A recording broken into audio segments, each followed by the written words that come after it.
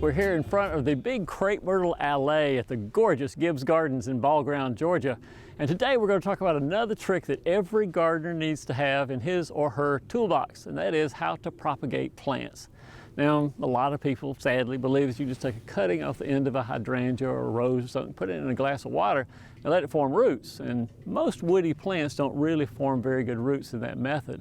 But if you have a particularly good hydrangea you want to share with your neighbor, and you have a camellia that you want to give to all the grandkids, have a rooted plant, you want to have that rooted plant done easily, multiple times, and this is a great way to do it. Not by putting a cutting in a glass of water, by doing something called air layering. And you can do this 15 or 20 times on the same shrub and get 15 or 20 plants. It works for me about 90–95% of the time.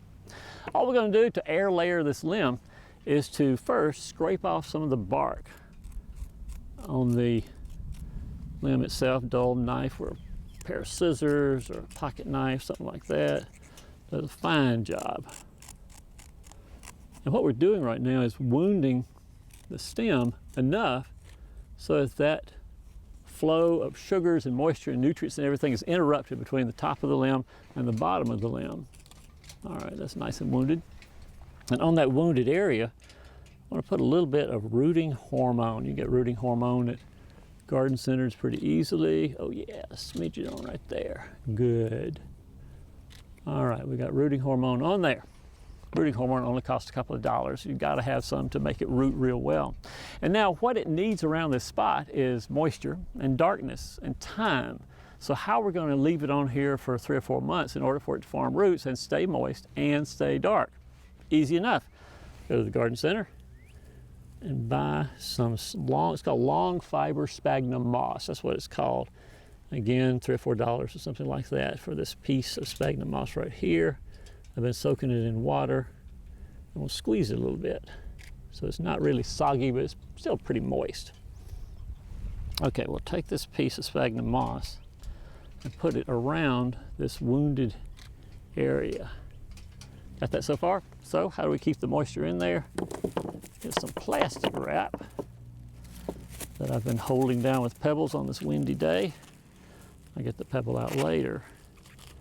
And we'll wrap the plastic wrap around like that, around like this. Good. Then we've got to hold it in place. Okay, so what are we going to do? I've got some tape that we'll put around, starting at the bottom. There we go. Get some more tape for the top. All right, good. Now we'll go around pretty tight on there. Good, mash it down good, that's right. And then in order to keep it dark inside there, we'll use aluminum foil, easy enough. And the aluminum foil keeps it dark. It's a heavy duty aluminum foil, does a little bit better because it holds tighter than the light aluminum foil. And that is all there is to it. All we have to do is wait. And as I said, due to the interruption of hormones and moisture and nutrients, the part of the plant up here is saying, man, I gotta have some roots, what am I gonna do? Oh, it's nice and moist and it's dark inside that place that we wounded earlier. So the roots come out of the hydrangea. You have this nice big mass of white roots right there. Clip it off just below that point and give it as a present to your neighbors or grandkids or whoever you're giving the propagated plant to. And remember, you can do this 5 or 10 or 15 times maybe on the same plant, so everybody gets a nice special plant that you have learned to propagate by air layering. Now you can learn lots more garden tips just like this coming up on the Georgia Farm Monitor.